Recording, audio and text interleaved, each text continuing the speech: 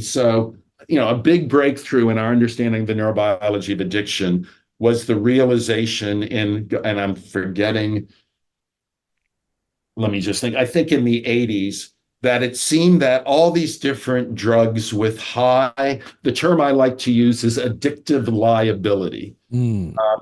So drugs, have different addictive liability. So, a drug with very high addictive liability is fentanyl or opioids, psychostimulants like cocaine, methamphetamine. Other drugs may have slightly less addictive liability, but they all seem to cause the release of this neuromodulator dopamine in a key component of the classic reward circuitry in the brain called this horrible name of the nucleus accumbens. And I'm sure if you talk to Christian Lucier, he described this.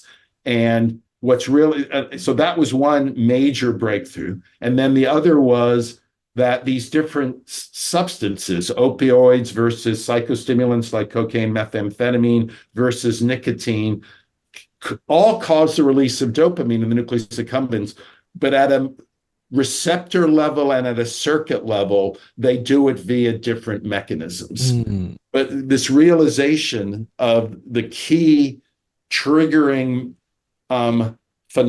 mechanism that leads to addiction being this unphysiological release of dopamine really opened up the field to a more mechanistic neurobiological description of how addiction develops and is maintained. I see. So